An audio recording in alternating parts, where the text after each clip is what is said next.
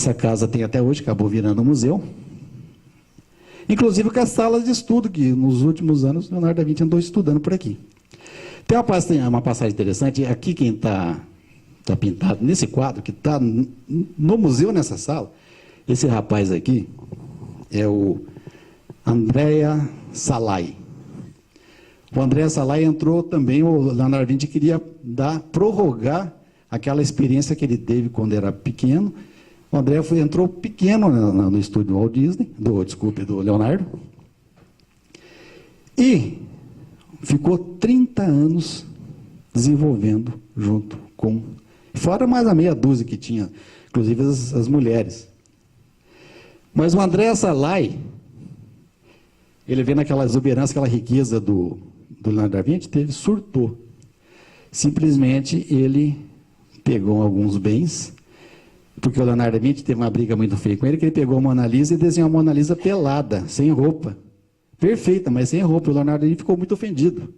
Mas como é que você faz uma obra dessa? Ele falou, mestre, aqui eu achei interessante fazer ela sem a roupa, totalmente. Eu falei, mas que brigou feio, se ofendeu e ele fugiu. Inclusive com a Mona Lisa verdadeira. Desapareceu. Levando alguns bens, pincéis, alguns pertences. Até que, finalmente, depois, quando ele morreu, esse aluno que for achar, algumas obras foram levadas, furtadas ou roubadas do próprio estúdio. Então, ficou ali, até hoje está configurado, mas a maioria dos seus alunos, dos seus aprendizes, foram pessoas dignas que honraram o nome, a marca, a assinatura Leonardo por muitos anos. O rei foi até o final de sua vida com grande admiração, deu total assistência, inclusive contratando um religioso, para que aquele grande mestre viesse a falecer com dignidade. Algumas curiosidades para encerrar. Essa obra todo mundo sabe, a Mona Lisa. A Mona Lisa tem uma característica muito interessante. Professora de pintura. A técnica que o Leonardo da Vinci fez isso aí chama esfumato. O esfumato, porque como ele conhecia muita fisionomia, a gente sabe se a pessoa está sorrindo de alegria, sorrindo com simpatia, um sorriso sarcástico, amarelo, através da comissura labial, o canto labial e as rugas dos olhos. O esfumato veio a remover essa percepção. O esfumato ficou uma claridade na testa, na boca, aqui, na região do peito e nas mãos. E era isso exatamente o que ele queria, que quem observasse a Mona Lisa tivesse uma percepção própria. Até hoje, é o grande mistério. Quem seria a Mona Lisa? A Gioconda, que era a esposa de um comerciante? O próprio Leonardo da Vinci, que se pintou como mulher? Ou um aluno dele que também...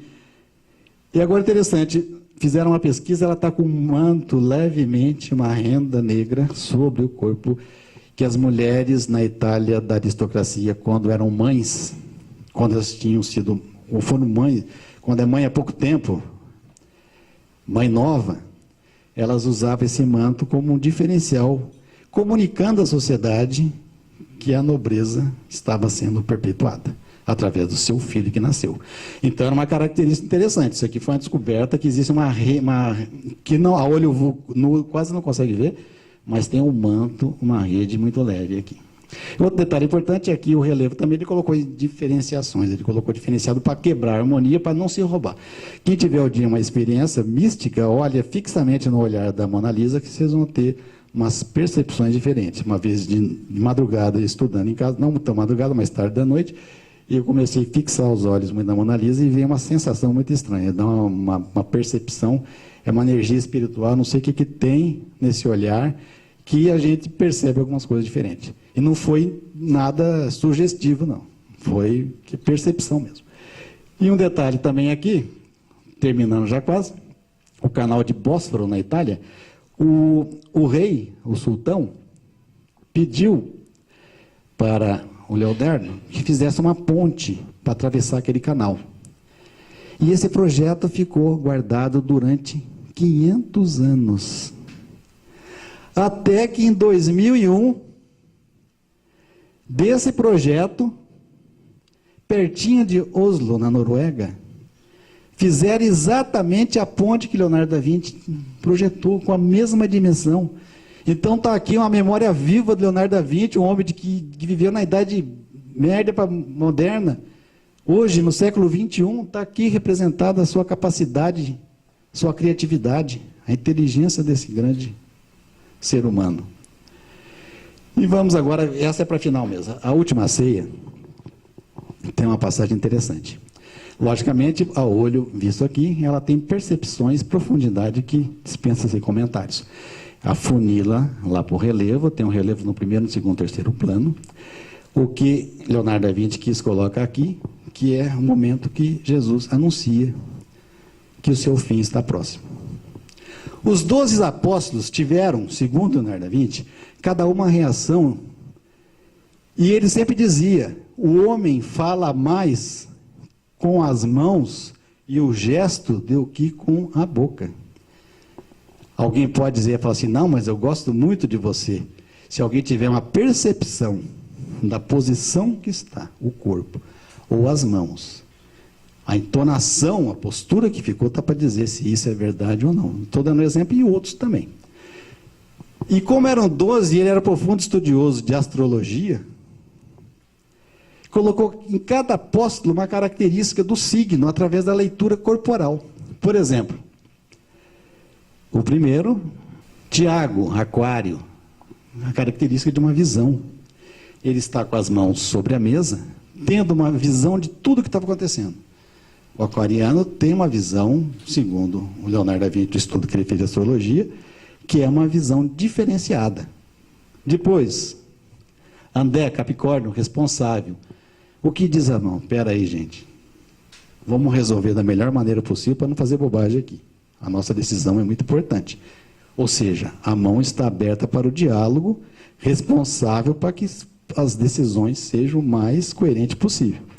Depois, Pedro, Sagitário, expansor. Espera aí, vamos ver o que está acontecendo. Assim, expansor, abre que eu quero ver a opinião de todos para poder falar. Depois, Judas Iscariote, não desmerecendo o signo de Escorpião, se tiver alguém, ele não que teve essa intenção, mas quis, através das mãos, ser um protestador. Judas está protestando. E uma coisa interessante aqui, senhores e senhoras, a faca nas costas e ele segurando uma faca. Ou seja, eles, no caso do Judas, não no caso do signo, não. Mas o Escorpião é um protestador, ele protesta, ele contesta as coisas que é uma característica do signo. Não estou defendendo a tese, mas segundo Leonardo da Vinci, era essa daí. Depois, nós temos o João Libra, ponderador, que alguns historiadores dizem que seria Maria Madalena, a companheira de Jesus. Porque eles estão com a mesma roupa, com a mesma entonação, ela é a única que está pendendo para o lado, abriu uma vertente, e parece que é a que está realmente sofrendo aquela notícia.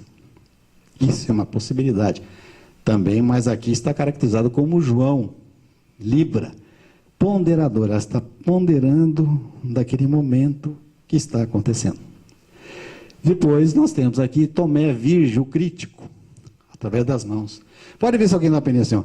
Me dê, por exemplo, alguém vai dizer, me dê uma opinião que seja coerente, que a mão fala.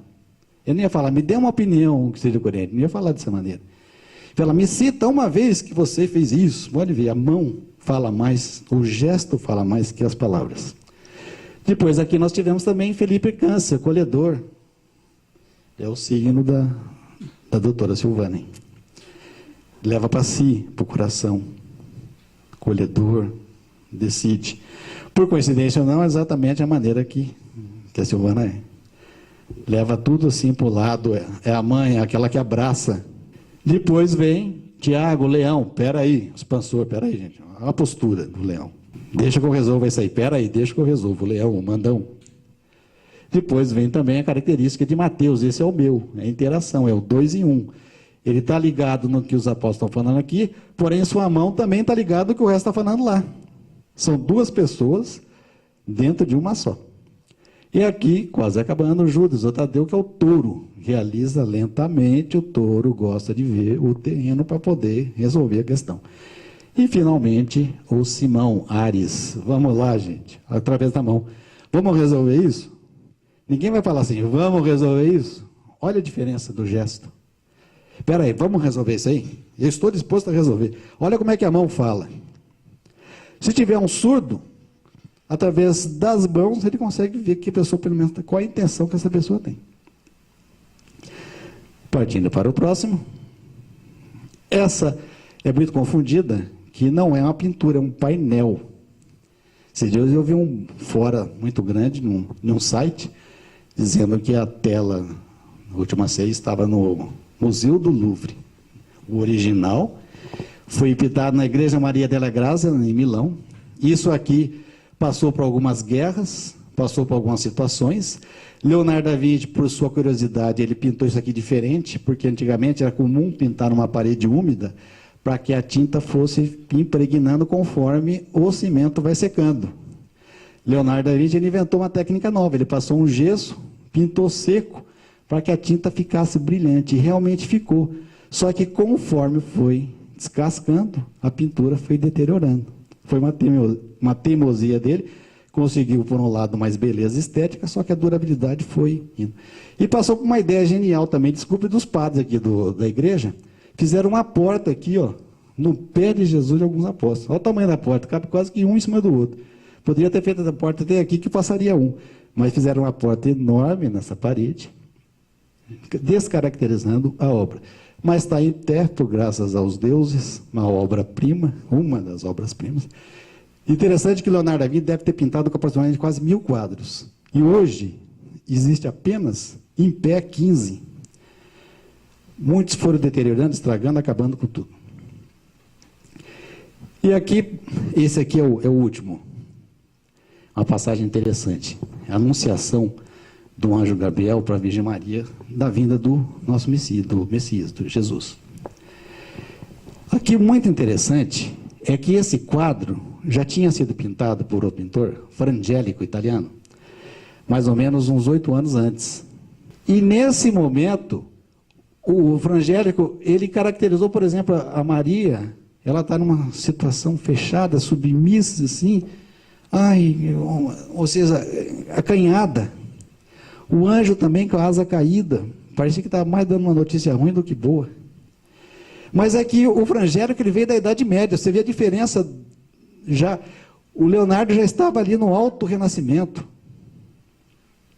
Pintou a Maria com dignidade, olha a firmeza da Maria. Maria não deixou de ler a Bíblia, que ela está lendo aqui, está com o dedinho na Bíblia, mas a mão aberta ao comunicado. Olha a postura dela, dignidade, firme. Como ele enxergava a mulher. Já era uma visão diferenciada.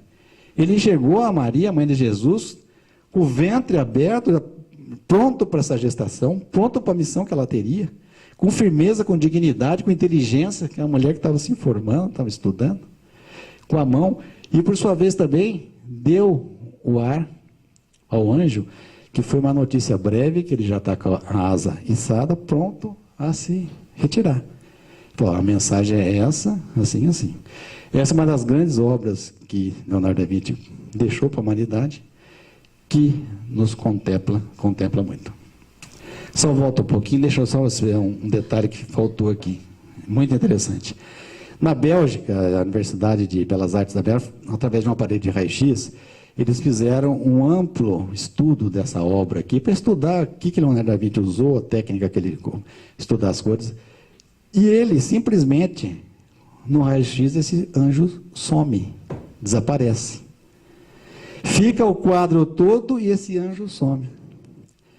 E ele fez isso pensando exatamente, porque ele tinha pavor daquela pesquisa, aquele estudo que ele fez, caísse na vulgaridade e começasse a usar para obras de baixa qualidade, que ele tinha pavor de pensar nisso. Simplesmente não dá para saber que tinta que foi usada, porque o anjo desaparece na radiografia. Intencional ou não, mas acredita-se que a intenção foi mesmo, não se chegar à conclusão. Chegamos no final. Interessante, como eu falei, Leonardo da Vinci tinha um grande conhecimento de filosofia, que essa filosofia foi ligada à psicologia, ou seja, era um grande médico de almas. Ele só de olhar para algumas pessoas, a energia que ele tinha no seu olhar, no seu espírito, na sua alma, na sua mente, fazia com que na sua aura, exatamente, bem lembrado, principalmente, obrigado, fazia com que as pessoas, muitos até chegavam a chorar. Mas não por estar na frente de um homem milionário e consagrado, mas era a sua energia espiritual que era exuberante. Eu acredito que foi um anjo que passou na terra para deixar uma missão. Qual seria essa missão? Que nós vamos ter eternamente uma busca. Desde o momento que saiu da barriga da nossa mãe, até o último suspiro. Não vai acabar. Está com 90 anos, ainda tem a busca. 92, 100, 6 anos, 10, que seja lá. Pô. A nossa busca não tem fim. Leonardo dizia, cada dia é uma excelência. Cada dia Deus nos completa, nunca vai dar a natureza do mesmo tom. O céu hoje está assim, um pouquinho mais amanhã, está nublado, está fechado. Essas são as variações que a nossa alma também tem. E isso ele já pregava. Não existe 100% feliz, mas também não existe 100% triste. Essa é a busca do ser humano. É a busca da sua excelência, é a busca da sua essência.